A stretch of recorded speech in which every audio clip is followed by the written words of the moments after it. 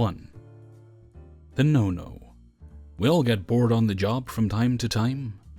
Back in the days before we had smartphones, the floor without a rush was a dull place. But you quickly learn to use the dull to your advantage. I learned to juggle from a bartender that had worked on a cruise ship. I started attempting to speak to the back of the house in broken Spanish. I brought books to read, but found that I only got a few seconds to a few minutes at most before I'd get in trouble. I needed to find other ways to distract myself. That's when I came up with the game. It's simple, only one rule. When you get a table, use as few words as possible. Count the words you use with each table. Just like golf, the lowest score wins. Lowest possible score is 0. I've been a waiter off and on for the last 13 years.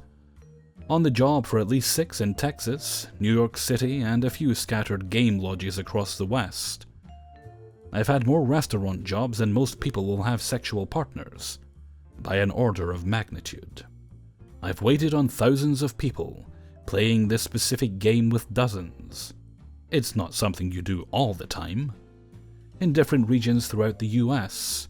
Before moving to New York City a year and a half ago, my lowest score was 11. Just 11 words while dealing with a one-top that was admittedly sick with something. I won't waste your time with that story. Instead, I give you the no-no. My attempt to serve a two-top without using a single fucking word. My little section of the Manhattan restaurant scene was heaven compared to what I dealt with before. Lunch was pretty much the only time we dealt with regulars, some of them going way back, while the rest of the day was tourists and professionals that had grown an affinity for the store's fancier version of TGI chili bees. In any case, the price gouging on the menu translated into damn near $30 to $50 an hour when things were going well. They wouldn't for long, but that's for the horrific tale of the New York City Department of Health inspections. It's a lunch rush in late September. I've got a two-top at table 26, a booth just at the end of the closers section.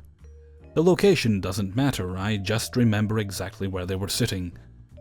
I'd been in New York for about 6 months at this point, and while I didn't recognize them, I knew what to expect. They continued chatting without glancing at the menus, briefly breaking eye contact from each to eyeball me. They were ready to order, and they wanted me to know it. They were perfect candidates for the game. As I approached, I thought of ways to cull words from my opening. Just as I inhaled, thinking I could get away with simply saying, "Drinks?" the older of the two ladies, the one with the heavily made-up eyebrows, commanded, "2 iced teas and an artichoke dip." Then they returned to their conversation. I nodded, which I'm sure was unnoticed, and placed the order. I asked Rylan, a bartender that had been at the store for more than 8 years, if he knew the table. Yes," he said with a contemptuous eye roll. "Just get them what they want and get them out of here." "They ordered 2 iced teas and a spin dip," I said, thinking, I still haven't said a damn word to them. Rylan gasped. He knew about the game. "Think you can do it?" "I'll give it a shot. What else am I supposed to do?" The rest of my tables I handled normally. I asked if they were done with their plates, if they wanted refills, if they'd like more free bread. Not table 26. They gave their orders unprompted, and I decided to wait, to delay eye contact, until they sought me out. They never shook a glass or snapped. They never raised a hand, and that would have been cheating in my mind. No, I wanted to find them at the moment when they finished a drink. I could point to it, and they'd nod. The growing list of waiters, back of the house, and some managers watching me do this, thought the table was rather rude. No, not from my perspective. From behind my apron, it felt like fucking perfection. When this stupid job goes well, it's better than most anything else I've done, and I've run screaming from the restaurant industry. I've looked down on this job even while working it. I've come back to it, sometimes with hesitation and sometimes with vigor. I had a full section, some 7 tables and probably 15 people to serve, in addition to running my own person no-no.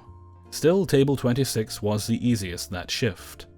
They dictated exactly what type of salads they wanted, along with their specific modifications. then brushed me away when I presented a dessert menu. If they wanted a refill on their iced teas, I simply brought the pitcher to their table. If they wanted a refill, they'd let me. If not, they'd place a hand on their glass. In any case, they never skipped a beat in their own conversation. Something about a will, which I took as a cue to not pay any more attention. Best to focus on the game. They finished their meal on a clear table with nothing but melted ice cubes before I dropped the check. It was maybe 1:30 at this point, and I was still getting tables. Before I could even turn my back, the woman with the eyebrows dropped a card into the presenter. Rylan had been watching. An unofficial scorekeeper, though he couldn't keep a perfect watch. He had a bar and tables and money to make. Still, he caught more than I would have, though. As I prompted Aloha to run an Amex, Rylan walked past carrying a load of dirty plates. You still haven't said anything? Nope. They're paying? Yep. How are you going to do that? We'll see. I really didn't know what I was going to do. There was nothing to say. To this day, I'm not sure if what I went with was creepy or weird. Though if you suspect either, then you're probably right. But I did what I did. I dropped the check presenter on the table and clapped my hands, loudly. Both women looked at me and I held eye contact with each for about 3 seconds. Then I brought my still clasped hands in my chest. I kept my right over my heart while putting the other on the table. I looked at each with a slight smile and walked away. The 3 or 4 co-workers that stopped to witness this suppressed laughs. I walked to the back with wide eyes and a grin. I needed 3 lemonades, 2 waters, and a club soda, no ice, lemon instead of lime. When I got back to the floor, the women were leaving, chatting away as they had throughout their meal. I dropped my drinks and started taking whatever orders were ready, all the while giving death stares to anyone that approached that book. After grabbing the last app order, I beelined to table 26. Their bill had landed at $48 and change. In the tip line, read cleanly, $10. I looked over at Rylan and shouted, 20%, and I didn't say a word. None of the customers seemed to notice, but Rylan rolled his eyes, then followed with a laugh. Okay, so cool. Thanks for listening. If you heard all of this, thanks. There was no need to, but I appreciate it. It's a weird job we work. It's great, and stupid, and overpaid, and underpaid. We can make a moment special for a stranger or contribute to their shitty day. You learn a lot about people when you make your living feeding them. 2. This was about 2 weeks ago. I've been working at my restaurant for about 2 months, and honestly, I like it a bunch. I'm hosting now, and because I'm a fast learner, I'm moving up to serving in a week or 2. I mostly work weekday mornings because other hosts have no availability during these times, which means, well, old people. Lots and lots of old people. This one elderly couple that I've seated a few times before, but not enough to consider them regulars, comes in that morning and immediately asks to be seated with a server whose name I have never even heard of. The man is the one who does all of the talking. His wife is silent the entire time. I tell him that, unfortunately, this person isn't working this morning, and I don't believe I've seen their name on the roster in the time I've been employed here, so it might be possible that they don't work here anymore. The old man is completely baffled by this, and says that my reasoning makes no sense, but he then agrees to being sat wherever, as long as it's a booth. So I start to take them to the next section on my rotation, which is a row of booths which is near the doors that lead to the patio. We walk for a few seconds, and the man stops me by walking in front of me and says he wanted to be seated by the front door. I apologize for taking him to the wrong area, and then I find him and his wife a booth by the door, as he requested. Before I left, I asked if this spot was okay with him. He hesitantly agrees to his seating, and I leave the table, telling him to let me know if I can help him with anything. As I make my way back to the host stand, I notice that the old man is sitting on the side of the booth that is facing me, and his wife is on the other side. He is staring me down. He is looking into my fucking soul. Every time I turn my head that way, he stares harder. I am officially creeped the fuck out. Soon after I notice what he's doing, a server comes up to me and is making small talk. She makes a comment about how great it is that I didn't sit the couple in her section because they complain a lot. I tell her that he's staring at me and she laughed and walked away. That was the first sign that this was gonna be horrible. Then shortly after, the server who is serving the couple comes up to me. All she says to me is that there's a paper on the floor next to me, and that I needed to kick it under the host stand. I do that, and I ask her what's on the paper. She says not to worry about it, and leaves. Now I'm thinking, what the fuck is this? Did this old dude leave me his number or something? What? My manager walks by. I tell her about the interaction, and I tell her that the old man is making me uncomfortable. She tells me to not worry about it and says she'll talk to their server when they leave. Fast forward to the couple leaving. The wife gives me a sweet goodbye, and the husband grunts and leaves. I asked the server what was happening, and she says that the old man was complaining about me the entire meal. My manager comes up and noted that he is notorious for complaining and trying to get free meals because his service is always oh so bad, etc. Apparently the old man was calling me a disgusting slob because there was a paper on the floor behind me that I didn't notice. He also saw me put the paper under the host stand. I sort of, discreetly as possible, nudged it under the stand, I don't know how to describe that, and said I was kicking shit around and being disruptive and distracting. My manager laughed this off, and we all figured that it was just a senile guy looking for something to pick on. Then he calls the place. I pick up the phone, I recognize his voice. He says he demands to speak to a manager. I get her, and tell her who it is. She tries to keep a straight face, and turns the call volume up so I can hear what he's saying as well. She's taking notes on everything he's saying, and eventually she just starts writing blah blah blah on the paper, and crumples it up and throws it out.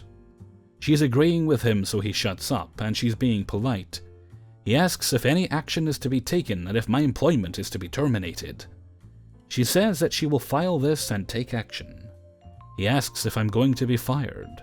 She says that this is my first infraction, and that my employment depends on how the disciplinary action is handled. He screams at the top of his shaky old man lungs, and says that it's fucking ridiculous that they hire idiots who play soccer with paper, and try and sit old people out on the patio where they can die and fall off of a high top. And lets out one long scream, and hangs up. Yeah. In summary, here's all my offenses according to him. He asks to be seated with a certain server. I reply by saying no, and try to take him and his wife outside. Hosts don't even seat the patio, it's all self-seating, so... I was slouching the whole time, a possibility. I have real bad scoliosis, but my manager knows this, so no biggie. I was being rude to other customers and would walk away from them when they needed something. I can imagine this was his interpretation of when I leave the host stand to see which tables I have available, and I then seat the party. I was kicking around paper like a hacky sack, and I was disrupting his meal. I have terrible manners, and didn't say goodbye to them, or to anyone else. I was actively defacing the altar that I stood at. I think that was it. Considering he called my host stand an altar, I'm sure he talked about this at church. And I'm sure he got a kick out of it. Him and his wife have come in a few times since then. His wife is always so sweet to me, and he says nothing at all. There was no disciplinary action, and we all laugh about him to this day. 3. They say imagination is a significant component in horror. What you can't immediately see is infinitely scarier, so today I shall give you the headline features of what I was confronted with last week at work, and invite you to imagine the rest. I work part-time at a conjoined university bar and cafe in an English-speaking country. The university itself is very specialist, and almost exclusively attracts international students, who take shorter one-year courses. The cafe wasn't designed for it, but we serve pub-style foods, pizzas, salads, and curries. Not going to lie, the food is pretty anemic. But we are the only real place on campus, and we are cheap, so we stay popular. Last month, the university held its graduation ceremony. It is a fairly extravagant few days, where the students from the last year come back with their families, children, wives, and friends, sit in the hall for a few hours, clap, throw a hat in the air, and then hit the bar. Where the uni finds all the accommodation space for this surge in visitors is one of life's greatest mysteries. Maybe they're housed in the same hammer space all my old socks disappear to. Maybe they stay in the TARDIS, who knows. You may also have noticed that the World Cup happens every 4 years, like the service industry equivalent of an El Nino period. Most of the staff either saw this coming, booked holiday early, and ran for the fucking hills, were under training, or had exceeded their legal working hours limit for the week. Same old shit, maybe. But you see, we are in the middle of 2 geologically and meteorological minor but socially significant events. There's been a shortage of CO2 supply, quite drastically affecting the sale of drinks and draft alcohol. That is a pity, because we're enjoying a heatwave right now, so everyone is out at their local. We were lucky and had spare CO2 canisters stored out back in the cellar for about 30 minutes. Then we had a gas leak alarm. Houston, we have a problem. Bad Moon Rising, Full House, Bingo, Royal Flush, Planetary Alignment, Category 5 Kaiju, the 4 fucking horsemen. Surge of hungry students, both chained to and chaperoning their understandably lost and confused families, who had difficulty understanding English and used to a different service culture. Just 2 of us cafe staff doing service, cooking and washing up, occasionally airlifting the 2 bar staff to safety. The motherfucking World Cup in a cafe and bar full of international visitors wanting a good time. No security because we're poor. All menu and coffee items on sale because it's graduation and we need to save our ailing business. CO2 leak and shortage after maintenance service hours. And then no access to our food stores. Heatwave. I murdered people that night. I show no remorse. 4. Alright, ladies and gents, gather round and let me tell you the tale of the weirdest nights I ever had working in a bar, starring a soon-to-be ex-regular fuckface, his colourful cohort of strippers, and his grandmother. Hold on to your hat, folks. This is a long tale. Fuckface was an interesting, much younger regular than our typical grey-haired crowd. He had an allergy to condoms. They were too small for him, oh no. A wandering eye for anyone in a skirt, and twice as many kids as he had baby mamas, not including the unborn ones. He did, however, tip rather well. While that doesn't excuse his flaws, it was great to be able to call him fuckface to his face and get paid for it. Despite his regular status, there was no love for fuckface in this bar. One lovely Thursday, I had the honor of being the closer, and was looking forward to enjoying what was promising to be a slow night, when fuckface comes into the bar already making a ruckus with one of his many baby mamas and all her friends. To give you a picture, fuckface was lean and tall and could easily smack his head on the doorframe. His baby mama barely registered 5'2", in her 5-inch sparkly hot pink leopard print heels, and was dressed in a matching leopard print catsuit, with more rhinestones than you could shake a stick at. She and her just as colourful friends had just finished their shift at the local and only strip club, and decided to join fuckface out on the town. Now remember how I mentioned fuckface tipped rather well? His family had money compared to other town folks, and he loved to spend it. So when our colourful cohort came out with fuckface, fuckface made sure to put everything on his tab, which I had the pleasure of handling. Did I mention that they were already drunk walking into the bar? Yeah. This was the start of a great night.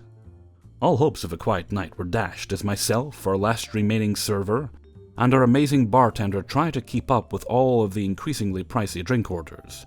Jaeger bombs, Bahama Mamas, Red Bull and Grey Goose, top shelf Long Islands. You name it, they ordered it. Baby Mama was screeching every few minutes, "Shots! Shots! Shots!" Her friends were drinking it all up, and fuckface was enjoying the free-flowing booze and female attention. Until closing time came. Unbeknownst to me, fuckface had been in much earlier that day, and already had an extensive tab going at the bar that was carried over to closing time.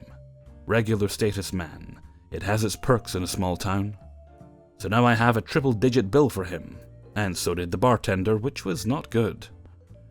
We ended up combining the bills at the instruction of the manager so Fuckface could pay for one bill and we could get them all the hell out. Fuckface's credit card didn't work. Fuckface's debit card didn't work. Fuckface's baby mama and lady friends are out in the parking lot and they don't have enough to cover this bill. It's 2 a.m. and a very drunk Fuckface is trying to pay using his uncashed paycheck, and our manager, bless her heart, is not having any of this. Small towns may have perks for regulars, but they also have the downside of everyone knowing everyone. So, after every other possible option was exhausted, and it was obvious nowhere in town was open to cash his paycheck, our manager picked up the phone and dialed the scariest lady I have ever met, and hopefully never will. Fuckface's grandmother. Fuckface's grandmother was his family's matriarch. Fuckface's family money came from Fuckface's grandmother's business. Fuckface's grandmother was not happy to receive a phone call at 2 a.m. about her deadbeat grandson who couldn't pay his bar tab on a Thursday night.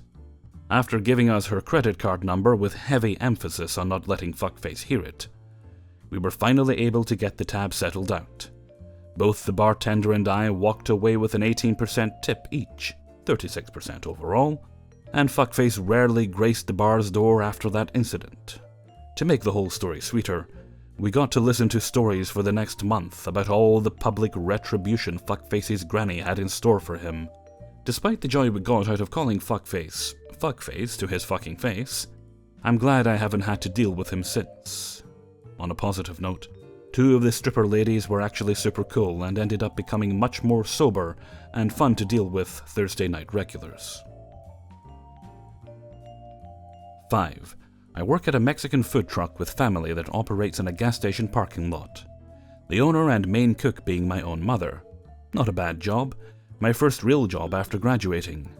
We have been open for about 6 months now, and this happened during my second month here. On Wednesday, it was only my mother and myself. Slow day. Nothing new. However, at around 5 p.m. this one guy stops his car in front of the truck and rolls the window down. Nothing special, some people do this to ask for directions, or to ask about the menu. This guy was different though. He began trying to sell me stuff. Expensive shoes, luxury named shirts, and sports paraphernalia.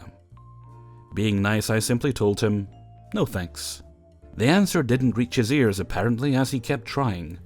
I told him again, no thanks. I wasn't interested in buying any of his products because A, I have no interest in shoes, luxury items, or sports. I'm a guy that thinks $80 for a pair of shoes is way too much, and that I'm buying a name, not a real product. B, I was saving money at the time for a PS4 Pro and some games. I wasn't going to be making major purchases besides my cut of the phone bill and rent. C, how dumb do you think I am? I'm not gonna buy some random, possibly counterfeit or stolen items from the back of some dude's car. This guy, I guess, didn't bring his hearing aid that day as he kept insisting I buy something because he didn't have any cash to buy food. We don't accept cards. And was hungry. I was beginning to feel a bit sorry for the guy when he told me his next product. He decided to tell me that he had some really good weed buds for sale too. Completely caught off guard by the bold move, I immediately tell him a stern no, and that I was definitely not interested in buying anything from him. He seemed to get the message and drove away. Thought that was the end of that, but I was wrong. He didn't drive off, instead he parked nearby, next to the area where you refill propane, which was a few lanes down from us, and came back over to the truck. I wanted nothing to do with this guy now as he kept trying to peddle his product. My mother, meanwhile, is listening to the whole thing. She was considering to just give the guy some food out of pity, or to make him go away, but he lost that opportunity due to his next dumb move. He decided that I needed to see his wares up close, so he decided to pull out a baggie of weed and put some buds onto the counter in front of my mother and I. The shock in our faces made him realize he screwed up big time. He quickly grabbed back the large buds as my mother was using a towel in her hand to wipe the small pieces away so they could go in the garbage. He went back to his car without saying another word, as we clearly didn't want his Satan's cabbage. He didn't leave right off the bat though, as he decided to display his merch on his car, seemingly hoping to sell them to someone, but nobody came. We told the next customer that came about the man near the truck who was selling his products and tried to sell us weed. He just shook his head and said in a "Some people, man," way as we told him. The guy finally gave up an hour later before finally packing up. Extra. We haven't seen him ever since, and this wasn't the first time dealing with scammers at work. We have a fake homeless man who drives around in a really nice car and is grateful when people bring him food or drinks, but that gratefulness fades when they leave because all he wants is their money. He's come to the food truck a few times, and he's all attitude with us as well. Another guy tried to sell me expensive perfumes, luxury grade A Italian perfumes that the TSA wouldn't allow on the plane. We said no, of course, so the guy got the message and just left. I've had multiple people come up to me on the way to the bathroom or at the truck, telling me some sob story as they ask for cash, free food, or the recyclables we carry in the extra bin. I never like when these people come because many stories of fake panhandlers and homeless people have made me question if they are telling the truth or not. Hey everybody, Hellfreezer here, and thank you very much for listening to Spinning Plates, Server Stories. Episode 1 of possibly more, we'll see if you like it. We're going to be trying new things out on Saturday for the next few weeks. If I find something that fits, then I'll hopefully be able to stick with that. The embarrassing stories are semi-retired for now. I may do other ones, but they will come from subscribers. Interestingly, whenever I do something other than embarrassing stories on the weekend, they always do better in terms of views anyway. They seem to be better received. So we'll see how it goes for now. And with that, I'm going to head off. So until next time, thank you very much for listening, and take very good care of yourselves.